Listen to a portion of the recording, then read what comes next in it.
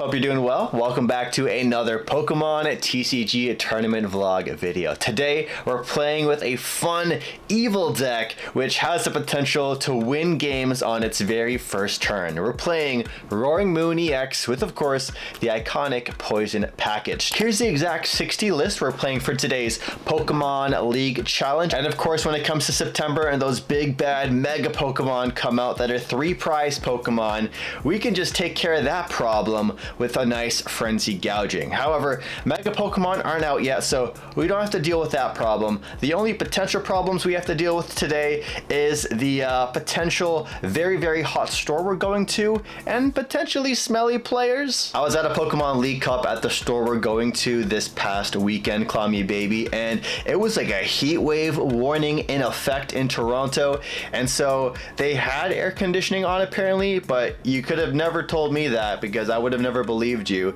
They had their front doors wide open as well, so all the hot air was just welcoming in, and then going downstairs we had like 50 or 60 bodies, some hot, not hot, but hot, sweaty, nerdy gamers down there, all, you know, non-deodoring it up. It was stinky, it was smelly, not a very pleasant tournament experience. And then yeah, just down there it was just really hot and sticky, so even in the far tucked away corner where I was thinking I'd be safe from the heat, it was really humid for some reason. So League Cups, I'm not sure if I'm gonna go unless I'm desperate for some championship points or for some content, but for challenges it's usually a smaller crowd, so we're expecting 4 to 5 rounds today. And I've been vlogging more and more recently. You guys have been super supportive with the vlogs. Of course, always hitting the like button down below and commenting that you enjoy watching the vlogs is really big motivation for me to just get vlogging again. I love vlogging. Thank you guys for all the support. Also, my birthday is coming next week, so feel free to buy some Pokemon cards or some sneakers from me. I'll leave my eBay linked down below. And of course, you guys can check out the channel sponsor. We got Comfy Hobbies as well. Code Sneaker Talk will get you 5% off there. I was late for the most recent Pokemon card tournament, that cup that I was at, the stinky one, and I was literally like a minute late. And I was so sad, bro. I was gonna vlog that day, but once it all came down to it, I was like, I can't vlog anymore. The last cup they did was 20-minute late start, but this time they were on time. So because I was expecting maybe they'd be 5 minutes late starting it, they weren't, which is great. You know, it's good for a store so they don't have a reputation for starting tournaments late all the time. It was bad for me in this scenario because I was, I was late. Now, sometimes players will let a store know if they're gonna be running late or anything like that. But the store organizer, the last time I told them I would be 5 minutes late, and this was 40 minutes before the tournament began. I told them I would be 5 minutes late, 40 minutes before the tournament started. I was in an Uber car crash. My car, the Uber I was driving in, got rear-ended by another driver on the highway. So I knew when I would get to the store based off the new Uber that would get me there, and I said to the store owner, yo, I'm gonna be literally 5 minutes late because that's the ETA, the Uber everything would said on the app. And they were like, can't do anything for you. Sucks. Damn, man, I let them know 40 minutes ahead of time. They couldn't wait for me. So it is what it is, you know. Sometimes life just hits you and you gotta roll with the punches. Sometimes your Uber gets in an accident and you're trying to go to a Pokemon card tournament and it's just not meant to be that day, no matter what. So hopefully we don't get we can't get our Uber hit today. We're gonna be busing. We're definitely busing today and taking the trains because we're in Toronto. We're in a major city, and we're going early today. We have extra time. And my sister is out of town for my birthday coming up, so she won't be able to give me a birthday gift on my birthday. But she actually got me like an early birthday gift, which is pretty cool. They're for my Crocs.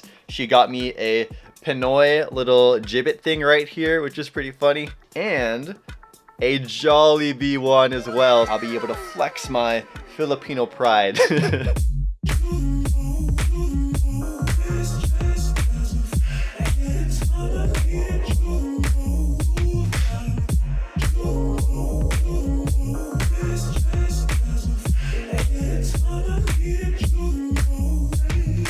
Here now at Call Me Baby for their league challenge, and round 1 is going to start in just a second, so let's go inside and see what we hit.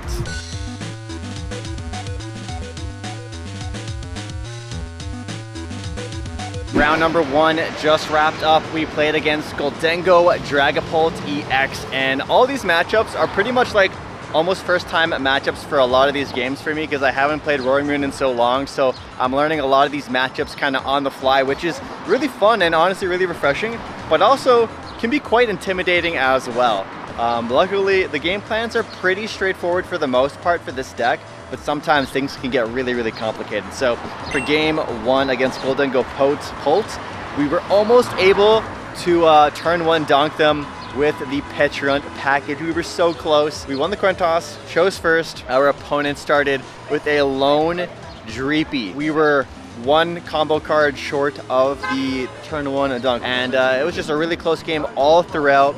On their turn 1, they were able to go Arven and get TM Evo along with Earthren Vessel. They set up their 1 Gholdengo EX, and then it was our turn, and we were off to the races. We were taking prizes left and right with our little Poison Demon, the Petulant, for also getting knockouts in between turns. So denying Fez is always really good. I also have to be extra on top of the ball to remind my opponents that they can't use Fez, because I know that does happen quite a bit. They were able to donk my Mew EX I had put out on the board for some additional draw.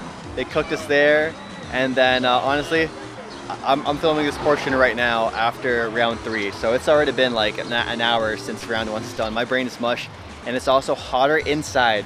It's hotter inside the tournament area play space, and even just the store, than it is outside in here. Like, coming outside is way more refreshing and like 10 times colder. I have to bring like, I either don't come to the store for the tournaments in the future, or I have to bring like an ice bottle of water, come with like a tank top and my bathing suit or something, because it is just so hot down there. By the end of the game, it came down to me needing a really specific cool 3-card combo. I basically needed to Iono them down to the 1-card hand, so we had to play Palpad, and we had to get Palpad off of Fez. So we Fez for 3, got Palpad, Palpad sent the Iono in, we got Pokegear to get Iono. 11-card deck, we were able to get the Iono on the 5th card of Pokegear.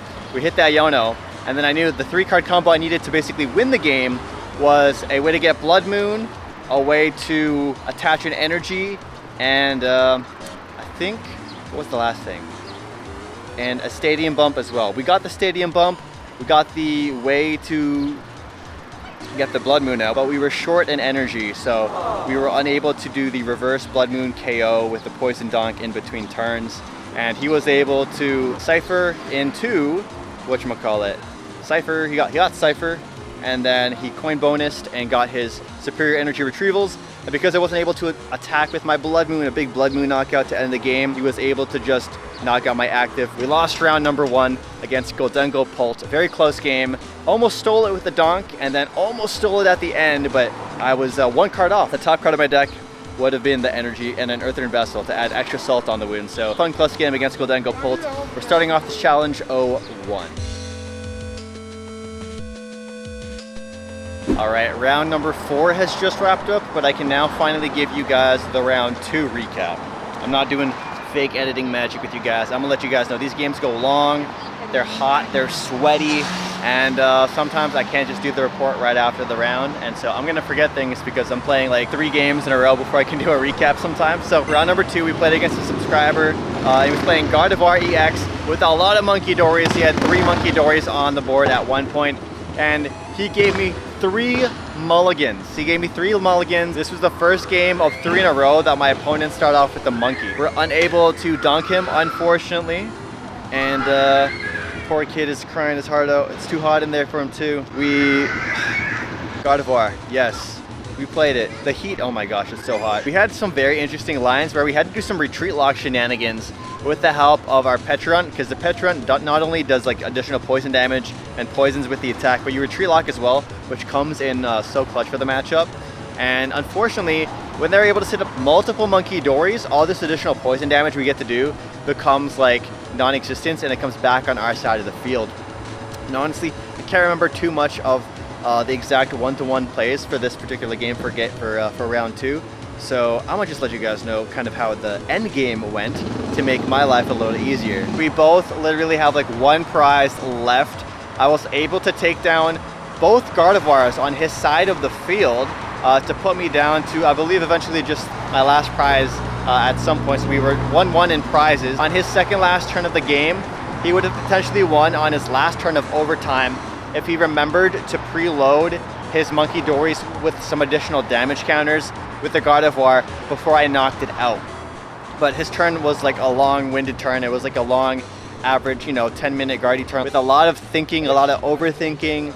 And so he was so tunnel vision on like the particular line, he forgot to play Pokemon like chess, where you got to play a little bit one step ahead of yourself with the Munkidori shenanigans going down. So fortunately for me, because you forgot that, I didn't get as punished for my misplay. My misplay was I actually used my Night Stretcher on the previous turn to grab a Munkidori when I didn't need a Munkidori at all, but I'm like, if I have some damage counters on my side of the field, I can at least like Munkidori them over.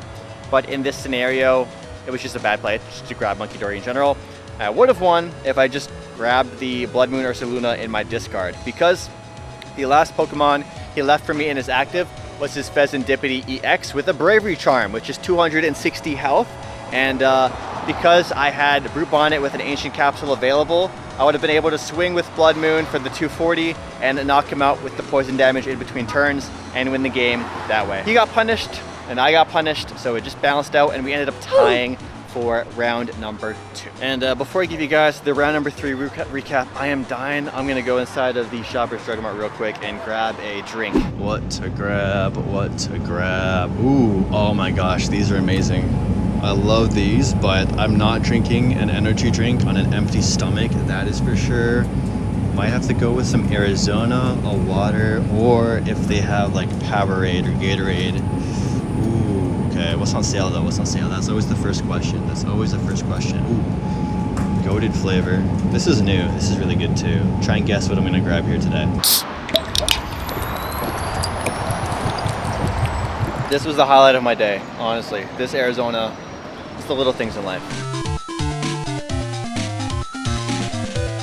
For round number 3, we played against Slowpolt, aka Dragapult EX, with what I believe would be Neo Upper Energy. I never got to see the A spec, but they did have the Dusknoir package in there, along with the Huluchas as well for some additional extra firing power. Their turn 1, they were able to survive. I went first, and they were able to go research, and their research gave them everything. They had the lone Munkidori, and then I had a Dreepy on the bench, and then boom, the whole board just flooded with everything from Badoos to a Duskull to more Dreepies, so 3 Dreepies in total. It was very, very intimidating, and it came down to us, like, we had like a weird stalemate for at least the first 4 or 5 turns. I got Badoo, Itchy Pollen for like 5 turns, and I had a dead hand. I wasn't drawing anything at all. I couldn't even knock him out, and I had to do a very painful turn 1 Carmine just to really start setting up the game. This is a deck that sometimes you just have to like rip off the band-aid sometimes, and if you see you have some nice cards in your hand, Squawk and Carmine, sometimes you just got to pull the trigger. You got to get the ball rolling, get that momentum going. By the very end game, honestly, we're so late into this tournament now. Both of our brains were like fried. We're dying in the heat. The storage is so hot. Like I was sweating buckets. Like, oh my goodness. It feels like I'm playing in hell. That's how hot it is. It's like, oh man. After several misplays were made by both me and my opponent, I was down to my final 2 prize cards remaining, and the big misplay that my opponent made to hurt himself extra hard was he thought he had a Blood Moon knockout available on my Roaring Moon. All I needed to do was Frenzy Gouge with my full health Roaring Moon EX to take knockout on anything and win. And I used Roaring Moon to Calamity Storm KO the Pheasantipiti EX on the previous turn. So yeah, I basically just had a game available if I could Frenzy Gouge a 2 prize Pokemon. He gives me his Blood Moon Ursaluna, announces his attack, and then I'm like, I don't get knocked out. I have an Ancient Booster Energy Capsule on my Roaring Moon. So then on my turn, I just draw in Frenzy Gouge and we win the game. That was our round number 3. Round number 3 against the Dragapult deck. And oh my gosh, my arm is getting tired holding this camera. I need to hit the gym, bro. I need to hit the gym. My arm is like shaking. There's like auto stabilization for this camera, but I am shaking. Ugh. Our record now is 1 win, 1 tie, and 1 loss. And we have round 4 coming up. For round number 4, we hit an ex-teammate of Comfy Hobbies who hit Brian, who was our one player we had in the seniors division when we had a seniors division little team. And oh, I think the next round might have started. I'm gonna go double check just to be on the safe side.